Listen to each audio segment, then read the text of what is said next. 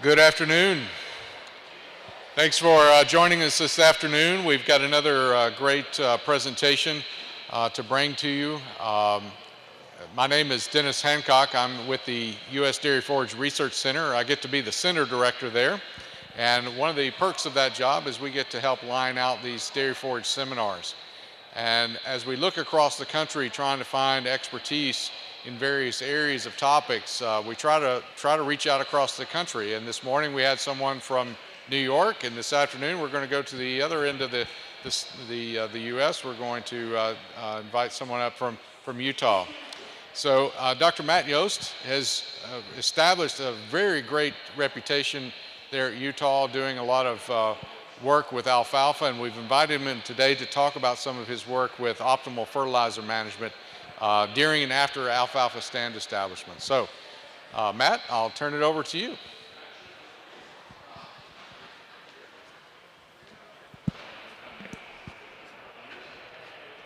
Okay, can you hear me okay? Okay, yep, I'll do that. All right. Make sure this works. Okay. Good afternoon. Excited to be here. I spent about 5 years working in Minnesota as a graduate student, and it's been over 5 years since I've been back to this part of the country. So really happy to be back, to feel a little humidity and to see a little bit more green than I'm used to on the desert. So today we're going to talk about ways to optimize fertilizer management. And I would suggest that there's probably never been a greater need to optimize your fertilizer than now. Today's market, today's economy is just wild. Right? We've never seen, in some cases, never seen input prices go this high, never seen inflation come this high, and it's a difficult scenario. So I feel for you. I feel for you trying to navigate how to optimize your fertilizer management.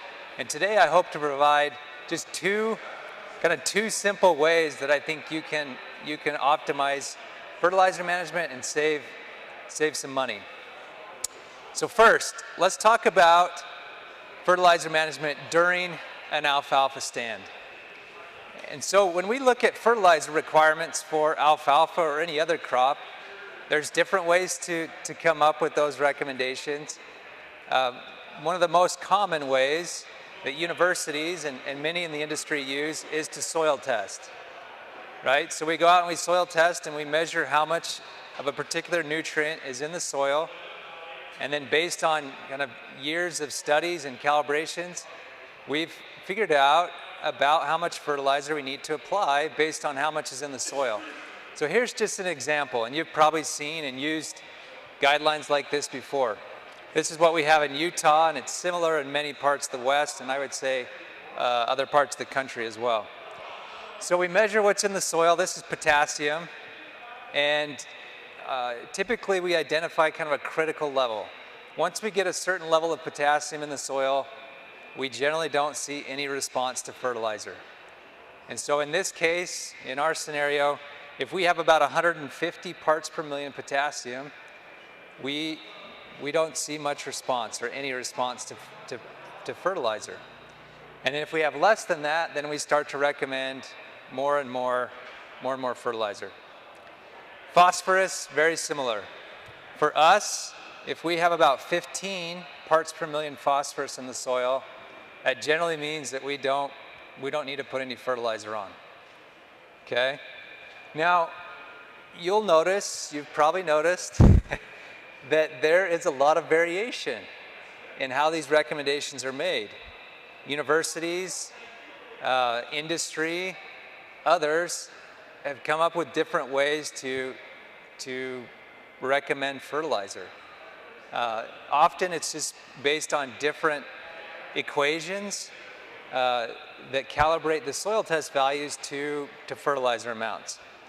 And so we knew that, farmers know that, you know that, but we hadn't seen anyone test that and really look at that. And so that's what we tried to do last year with this study that we conducted in Utah, is we wanted to compare different recommendations. So what we did is we compared the university recommendations at Utah State University, where I work, also the University of Idaho, the neighbors to the north. And then we also had 3 private labs in our region that are used commonly by farmers. And then we had another treatment where we didn't put on any fertilizer. And so last year we started this trial. We had 12 fields. And on these 12 fields, we went and we took a soil sample, a big soil sample. We split it up. We sent it to these different labs. And then we took whatever they recommended. And this was everything: nitrogen, phosphorus, potassium, sulfur, all the micronutrients. Whatever they said, we put on in those treatments. All of this we did just for logistical reasons. We did all of it as dry fertilizer last year. This year we incorporated some liquids. But the first year was just dry fertilizer. So we applied that all in the spring, and then we measured the response. First, I want to just show you here quickly some of the results. These are the soil test results from one of the private labs. So if we look here quickly, and you remember what I told you, if potassium, Utah has really high potassium in our soils. So we had very few that would be below 150. Very few that we would think, our recommendations would say, would respond to potassium. We had a lot that should have responded to phosphorus. Most of them were below 15 parts per million. Okay? So, and some of these were alfalfa. We had 5 that were alfalfa. I threw in these other crops just to kind of show you as well. So we had 5 different recommendations, right? 2 universities and 3 private labs. And to show you all the differences in the recommendations is pretty hard. So I just picked out one quick comparison. So this is Utah State University recommendations compared to one of the private labs. And what you'll see quickly here, let's just look at alfalfa. The private lab was recommending about 20 pounds more of nitrogen per acre, 70 of phosphorus, 32 of potassium, more sulfur, more zinc, more elemental sulfur, more gypsum. The total cost was about $300 per acre difference in what this private lab recommended compared to the university. This comparison was kind of conservative. There were some private labs that the difference was about $1,200, $1,500 per acre difference in the fertilizer that was recommended. So just massive variation in how much fertilizer is recommended, which makes it kind of challenging for the farmer trying to figure out which recommendations to use and how to maximize your profit for every investment that you make in fertilizer.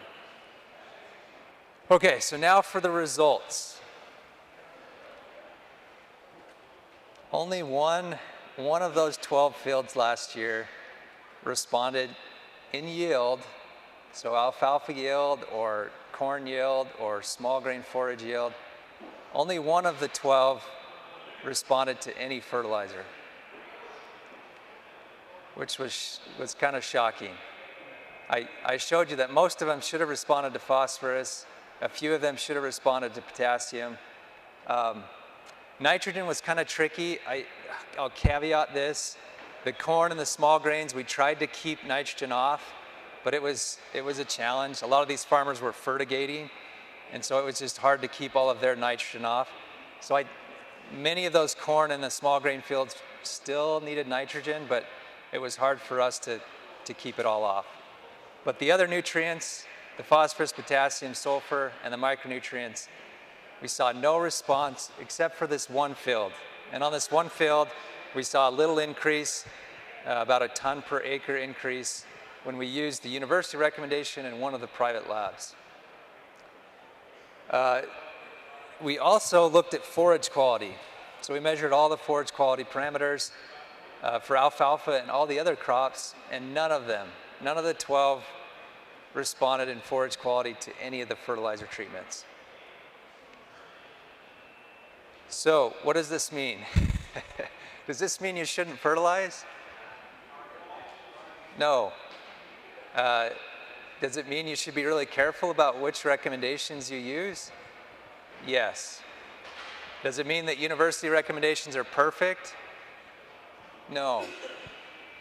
But they are based on the best research, in most cases the best research that we have available. And so they're good, and in most cases we can stand by them and say they're proven. We've tested them, and we think they work in most cases. So the point here is, if you haven't taken a careful look at your recommendations, if you've never evaluated a university recommendation, I would suggest you take a look at them, because there's massive differences.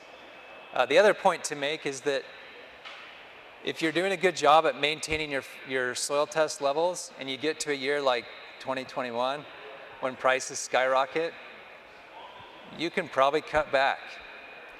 You can probably skim on the fertilizer some and be okay, because you've spent years kind of maintaining and building your soil, and so you've got good fertility there. So just a few things we've noticed. The second question I want to just cover really quickly, I don't know if anybody else has noticed this or heard this, but we hear it a lot, that people are seeing some potassium responses on soils that are high in potassium. And so we took a quick look at this.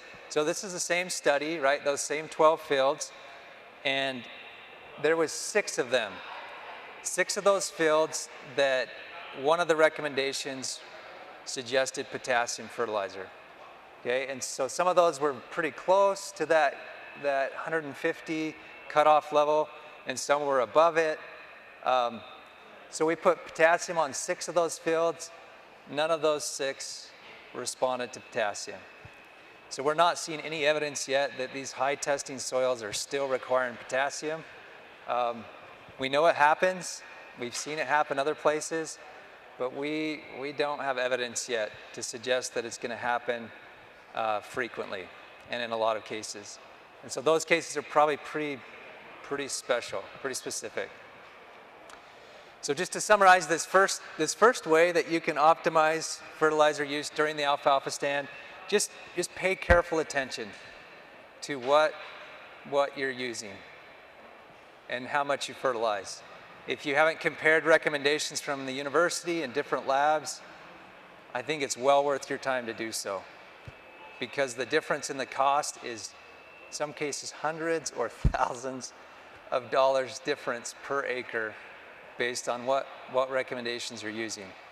And then just maintain your soil test levels, right? I'm not suggesting that you stop fertilizing, but maintain them and stay close to those critical levels if you can.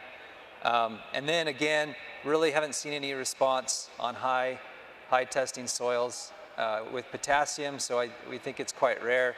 And if you're high in potassium, you're probably fine. Okay, way number 2 that you can really save and improve your return on investment for fertilizer. And this comes after you kill an alfalfa stand. Okay, so bear with me, because I want to cover four scenarios here, and I need to kind of hustle to do that. But I think all 4 are important and pertinent.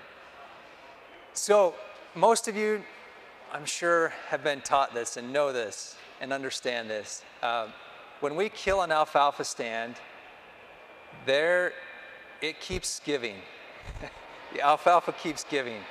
And there's a lot of nitrogen that's either left in the soil or that becomes available after the alfalfa that we can use for crops like corn or small grains that need that nitrogen.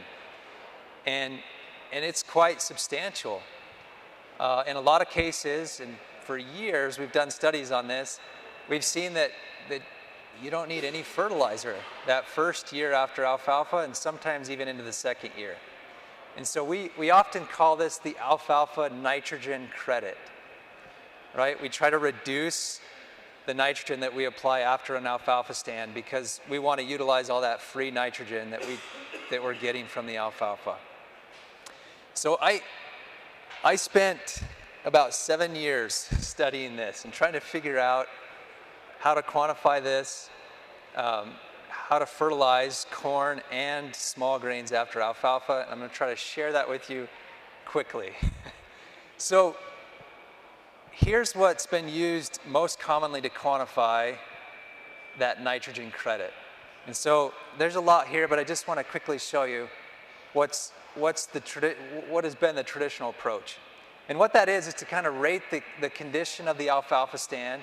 So if you've got a really good stand or a crummy stand, or a fair stand, I guess, or a poor stand, you get different credits. And generally those are like 50 pounds, 100 pounds, 150 pounds of nitrogen. So what that means is, here's some recommendations for different states. So here's an example. Let's just say Wisconsin. If you're planting corn after corn, it'd recommend almost 200 pounds of nitrogen. If you're planting first-year corn after alfalfa, you would need about 25 pounds of nitrogen. So the nitrogen credit is about 150 pounds. So you don't have to put on 150 pounds of nitrogen for first-year corn after alfalfa, because you're going to get it from the alfalfa stand that you just killed. So that's what we mean by credit, okay? So this is what's been used in almost all recommendations. What we found, though, is that it doesn't work very well. So we did studies in Minnesota, a few in Wisconsin, and several other states, and we put all this data together. We had over 160 trials, research trials, and we categorized the poor stands, the fair stands, the good alfalfa stands. And guess what? When we had poor and fair alfalfa stands, we often got pretty high credits, pretty high nitrogen credits. So it didn't work very well to just look at the condition of the alfalfa stand. There's other things happening that affect how much nitrogen you get. So if we looked at on average, it was about 50% of the time this was correct. I don't know about you, but to me that's not good enough. We have to do better. Yeah.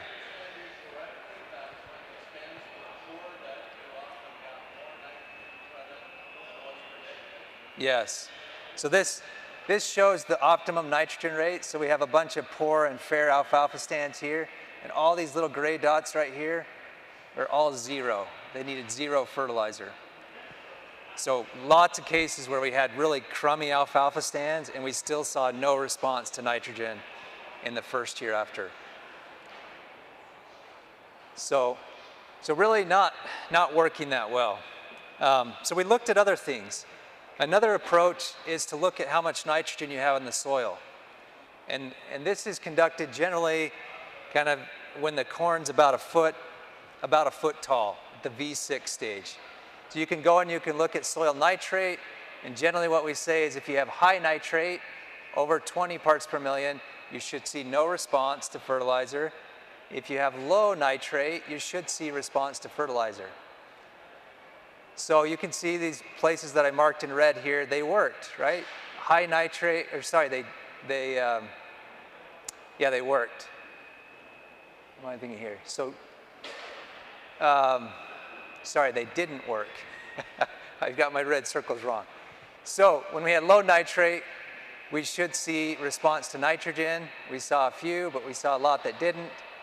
When we have high nitrate, we should see no response, but we still saw some that did respond. So this test, looking at the nitrate in the soil, was only working about half the time as well, which, again, is not really that great. It's kind of like flipping a coin. Both of those methods, about 50% of the time, could estimate when you would need to put nitrogen on the first year of corn after alfalfa. So we wanted to do better. And so we tried for a long time to collect all of the research that had been conducted on this topic. And what we came up with was a little over 250 trials, mainly in the upper Midwest and Northeast. So we took these 250 trials and we tried to look at lots of information, details about these studies to see if we could predict when the first year of corn after alfalfa needs nitrogen and how much nitrogen it needs. And here's what we found. There was a few things that kind of stood out that were affecting how much nitrogen credit we would get from that alfalfa. One of those was the alfalfa stand age, so how many years it had been in place before we kill it, whether it's killed in the spring or in the fall, the soil texture, and weather conditions. And so we developed these models and had equations to kind of predict when it should respond and how much nitrogen it should need. I'm not going to share all those equations with you today because they're kind of complicated. Here's kind of what we settled on. This was a simple approach that we think did a better job at identifying when and where you might see response to nitrogen in that first year of corn after alfalfa. And I just want to point out a couple things. This is a big table, but if you had a sandy soil, we saw that you needed nitrogen more frequently, and you needed more nitrogen. On a medium or a clay textured soil, much less response. And in most cases, if you had an alfalfa stand that was more than 2 years old, which almost everybody does, we're not really killing alfalfa stands before they're 2 years old. Sometimes the weather does that for us.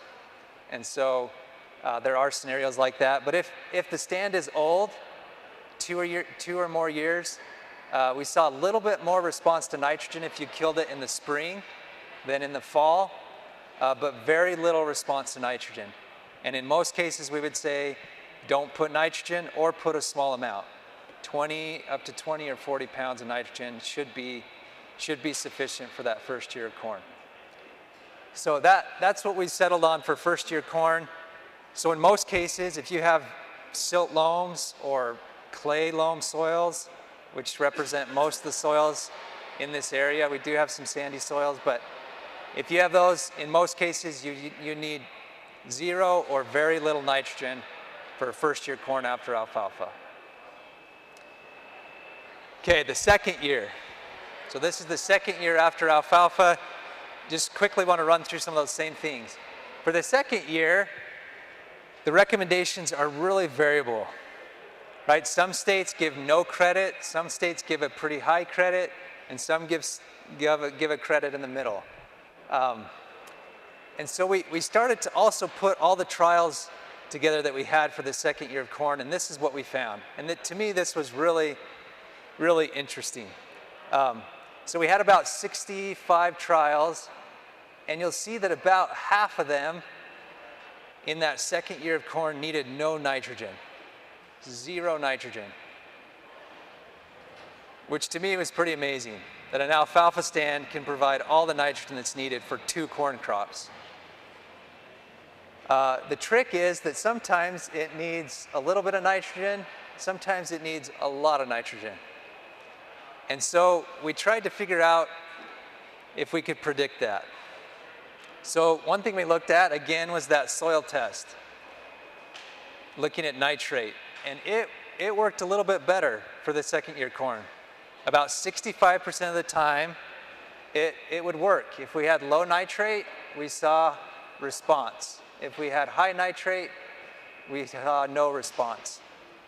So it worked a little bit better than for first year corn, but again, just 65% of the time was it correct. So we tried the same thing. We took all the studies that we could find, and we tried to run predictions. This one proved to be a lot more challenging. We worked on this for 2-3 years, tried different models, different approaches, and just really struggled to find a good way to identify when that second year of corn didn't need any nitrogen. And so we're still working on that, but for now, this is the best that we can recommend. And the recommendations are very similar to the first year of corn.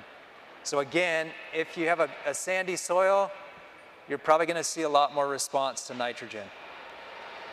If you have a medium or a fine textured soil, and the alfalfa stand is older, 2 or more years older, we suggest somewhere between 0 and 80 pounds of nitrogen. I wish we could do better. I wish we could pinpoint when it's not going to need nitrogen. What I would say, though, is that if you're growing corn as the second crop after alfalfa, I would test this on your farm. I would start to cut back on nitrogen and see if you can get by with less and less, and see if you can identify conditions on your farm that cause you to need or not need nitrogen in that second year of corn. So that's the best we can do now for the second year. I wish it were better, but we're still trying. Okay, now I want to just shift quickly and show something very similar, but for small grains after alfalfa. At least in the West, I don't know about other places, this is becoming more and more common. As water is short and people don't have full season water for corn, they're moving to other things like small grain forages. And still in a lot of cases we grow wheat as grain following alfalfa. And so there's a lot of interest in small grains after alfalfa. So we did something similar. First, I'll just show you, this is in the first year after alfalfa, and this is small grain forage. Okay, it's a variety of small grains used for forage. We did this study on 13 fields in Utah over a couple years, and here's what we saw. It was very similar to the first year of corn. Just 1 of 13 fields needed any nitrogen to increase small grain forage yield. And that one field happened to be a pretty old stand. It was a 10-year-old alfalfa stand. If you could consider a stand poor, this would be it. Right? Not a good stand of alfalfa, and we think that's why it responded to nitrogen. We looked at quality as well. Here we saw almost every field responded in quality. So protein of that small grain forage increased when we put nitrogen on. So the story here, if you're growing a small grain forage after alfalfa, probably doesn't need any nitrogen unless there's some tangible benefits to the improved quality. If you can sell your forage based on quality, which I haven't talked to a farmer yet that's been able to do that for a small grain forage, usually it's all based on tonnage, or if you're feeding it on your farm and that improvement in protein pays for itself in your ration, then it's worth putting nitrogen on. If it doesn't, it's not worth it. And you can withhold nitrogen on that small grain forage in the first year after alfalfa. Okay, if you're growing a grain after alfalfa, a small grain that's harvested for grain, we did a trial on 17 fields, and we found the complete opposite. Right? Almost every one of those fields responded to nitrogen. We saw more grain yield when we put nitrogen on, and generally it was about 80 to 120 pounds of nitrogen is what optimized the grain yield in that first year after alfalfa. So in this scenario, we wanted to see if we could predict this, so we tried that same thing.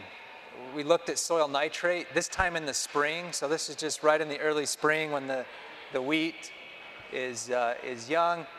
And it turns out that for this scenario, it worked pretty well, about 75% of the time. So if we had less than 20 parts per million nitrate, we almost always got response. If we had greater than that, we often had no response. So this is great because it worked. And it works pretty well in this rotation. And so if you're growing small grain like wheat, following alfalfa, the soil nitrate should work pretty well. Better than it does for corn. So just a quick summary here. If you're growing small grain forages the first year after alfalfa, you're probably not going to need nitrogen unless it's a really old stand or unless there's some benefit to improved quality.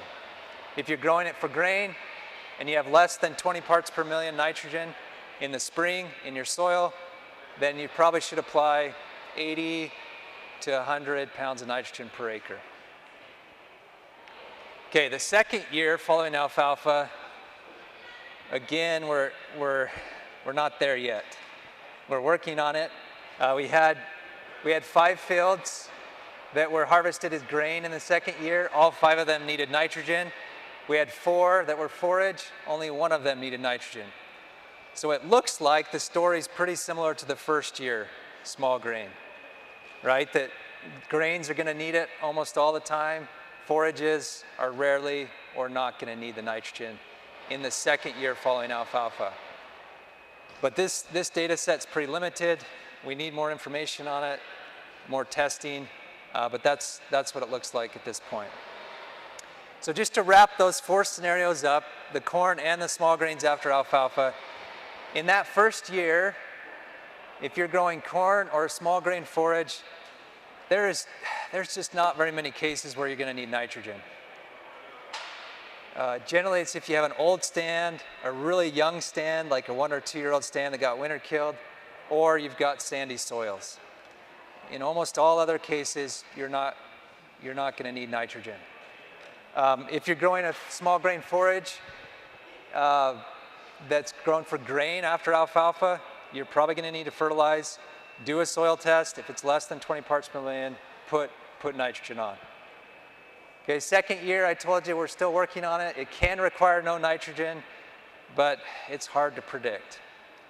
So, final point, test this on your farm. If you've never tried cutting back on your nitrogen after alfalfa, I would give it a try. Test it in a small area if you're nervous, but it is a great way to save a lot of money on fertilizer and utilize that free nitrogen coming from an alfalfa stand. So that's it. Thank you. Those are the 2 ways. Hopefully you can optimize your fertilizer management.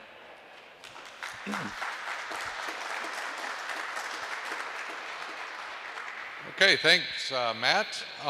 Questions?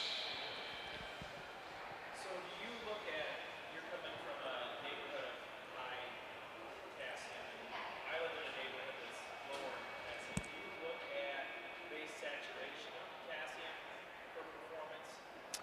So not in these trials, we haven't. Oh yes, sorry. So the question was about potassium. So gentleman mentioned that he's in an area that has low potassium and asked whether we considered base saturation as a factor in the potassium recommendations.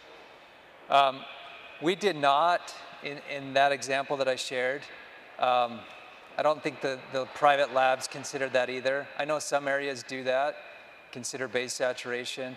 I would say most universities at this point don't include base saturation in their recommendations. I think many have tried to test it and prove that it helps and works, but I'm not sure we're there yet. I know a lot of the private industry does use base saturation, and so that's kind of where it sits there. Yeah, question in the back. Yeah, go ahead.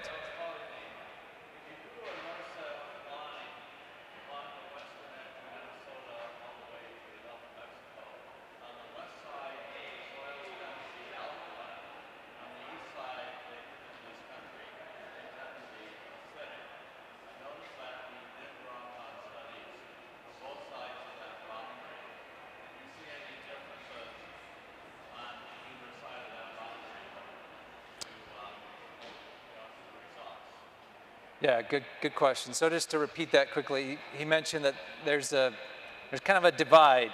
If you look at a north-south line between Minnesota and New Mexico, when you go west, you get alkaline soils. When you go east, you get acid soils. And whether we've noticed that as a factor. In the second part that I talked about, the nitrogen credits from alfalfa, we haven't noticed that as a factor. So even in the west, so the small grain data that I showed was in the west. We have corn data in the west. Very, very similar. We see little or no response to nitrogen after alfalfa, just like we did in Minnesota, Wisconsin, other parts of the country. So soil pH, just not a factor that's influenced nitrogen credits from alfalfa that we've been able to to identify. The first part that I talked about, the recommendations for fertilizer, for various fertilizers,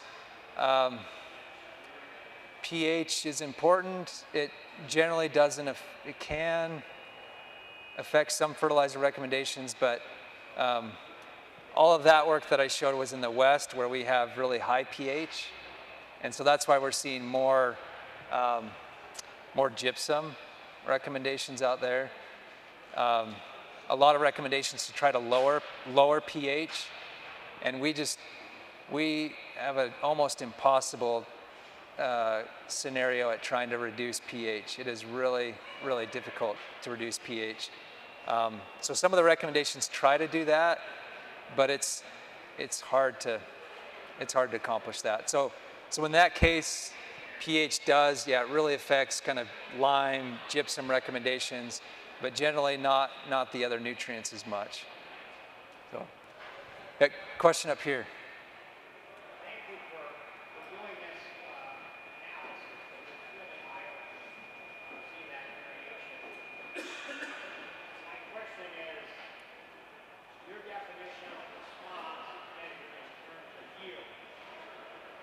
Nitrogen prices where they are the last couple of years, do you have any analysis on the economic return of nitrogen application? Good, very good question. So just to go back here quickly. Yes, I will.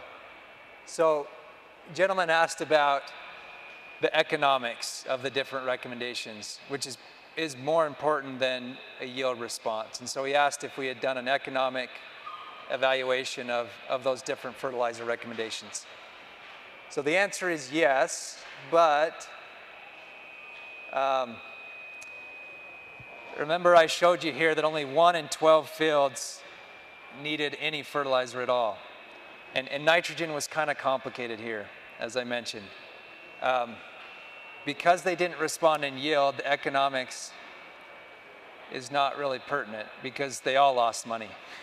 It was just a matter of who lost more money, right?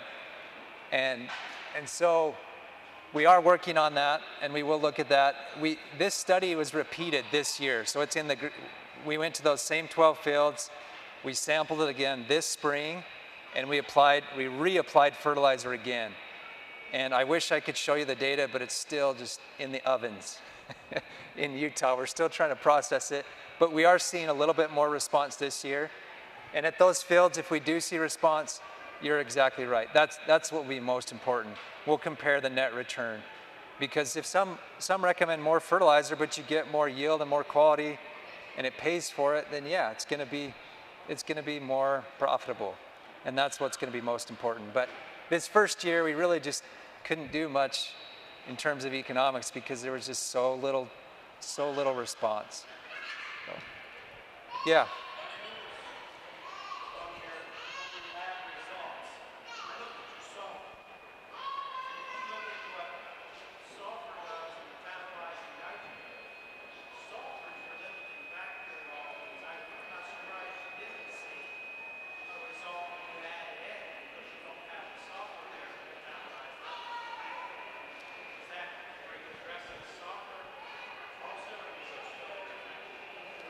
Yeah, good question. Sorry, I was trying to make sure I hear you. So the question was about sulfur, and that sulfur may be limiting in a lot of these fields, and that may be influencing a response to nitrogen. So let me just show you quickly here. Sulfur is tricky. Soil testing for sulfur sometimes works and sometimes doesn't. It's hard to manage for. Currently, most universities, depending on where you're at least us, I think we're about 15. If you have, it's 10, I think, 10 to 15 parts per million sulfur in the soil, we would generally say that's adequate. So most of these fields, some of them are adequate, some were lower than that. So the university and a lot of the private labs were recommending sulfur. We didn't see response to anything on most of these fields, nitrogen or sulfur, right? So so probably not an interaction there of the sulfur limiting the nitrogen. And sulfur is it's just hard. Sometimes it responds, sometimes it doesn't. The soil test is kind of marginal at helping us identify when it's needed. And so we're actually doing a follow-up study where we've got another 7 or 8 trials out looking at sulfur and different forms of sulfur to see if we can get a sulfur response and refine our sulfur recommendations. But it's a challenge. Sulfur's kind of hard. Are these farms, or a lot of these fields, would they be getting gypsum applied to them then? Some, yes. So, yeah. More, yes, but slower. It comes out of gypsum a lot slower than sulfate sources. Yeah. So we did, in this first year, we used gypsum. So a lot of the private labs were recommending gypsum. And so we put gypsum on, whatever they recommended. We also used some, what was the other form of sulfur? Some sulfate, some other forms of sulfur that we used on some of the trials if we needed more sulfur above the gypsum recommendation. And so I would say, normally are these farms putting gypsum on? Some of them not. What we found in this, at least at these 12 fields, is that gypsum didn't do anything the first year we applied it. Now in later years, as that sulfur starts to become more available, we might see more and more impact, but that's, yeah, we're trying to refine that. Currently, Utah State and other universities don't recommend a lot of gypsum unless you're trying to put it on for sulfur. But for pH management, again, it's hard. We really can't significantly Are you at 8 pH when you start? most of them are high 7s or 8. Yeah. Oh yeah, you can lower pH, but to do it economically is just out of the question for most. So enjoy your 6.0 pH soils. Yeah. Trace minerals. We haven't. Well, other than micronutrients or? Yes. So we did, most of these labs have zinc, copper, boron, manganese, some magnesium. So whatever the labs recommended, we put on everything, both macro and micronutrients. And most of them, zinc is most commonly recommended. Sulfur. We had some that were recommending copper, some that recommended manganese. Boron is, you can see responses to boron and alfalfa, so some are recommending boron. So yeah, a lot of these fields got a lot of those trace minerals or micronutrients, and we just didn't see response. And that's another one that's kind of tricky. We did put all of this on as dry fertilizer. If you're fertilizing with micronutrients, generally it's better to do liquid because you get a more even application. With some of these micronutrients, you're putting on 5 pounds an acre, and so it's like a prill there and a prill over there and one here, so it's hard to get that. So when we repeated this study this spring, we had more time and we figured out how to use liquids. So we mixed different liquid applications of the micronutrients and we applied them this year. So when we get the results from the second year of the study in a month or two, we'll know a lot more about how these recommendations are doing over time. But that's where we're at now. We have time for more? You just cut me off when we're done. We got plenty of time. Go ahead and ask yours. I've got a few too I'm going to ask. So. We're getting some mixed responses, not quite the predictions that we think. So what is the question that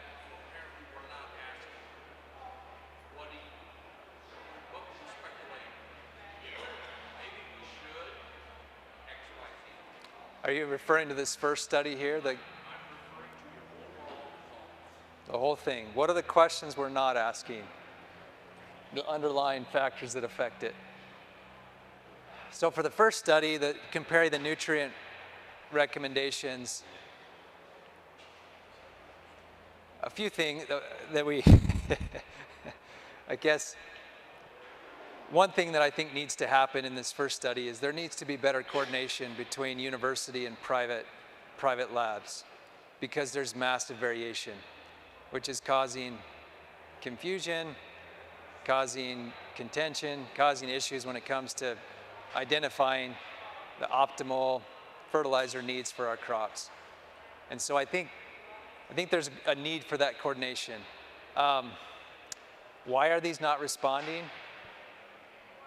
This study's probably not unique. I think we see, that's the frustrating part about fertilizer work, is sometimes it responds, sometimes it doesn't. Sometimes it fits what we know from previous research, sometimes it doesn't.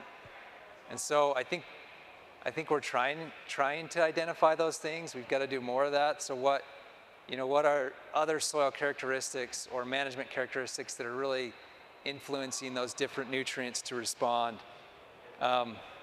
Different mineralogy of the soil, is that affecting potassium response? Things like that. So I think there's a lot more that can be done there. For the nitrogen credit work,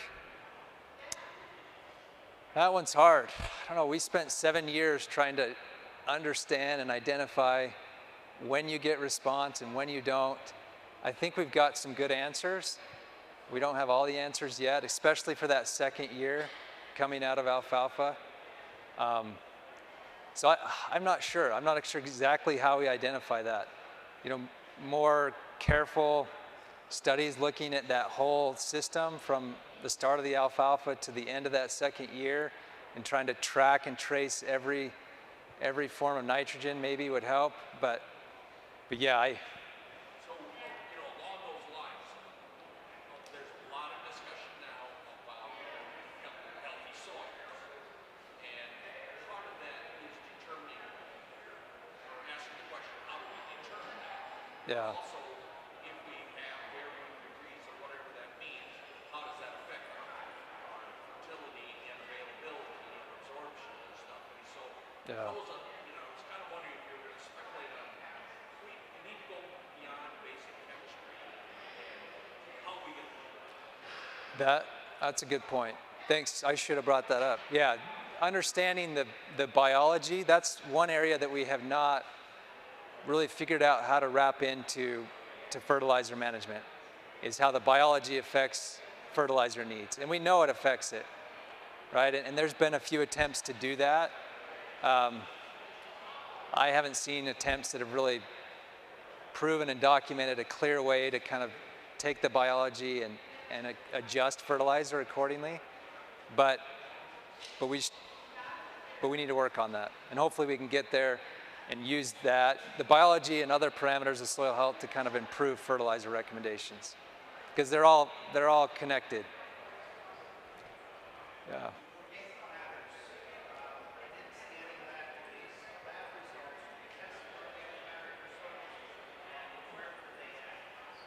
Yes, a question about organic matter. I should have showed it, I apologize. In the West, we're low. We're happy if we get like 2.5% organic matter, really happy.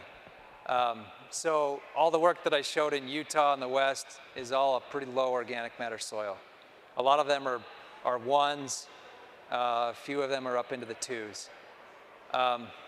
In the Midwest, the work that I show with the nitrogen credits, a lot of that's high, 3, 4, 5. I think we had some up to 6 probably % organic matter. And so we know, again, we know organic matter is important, especially for nitrogen needs. There's not a direct relationship between organic matter and nitrogen need, though.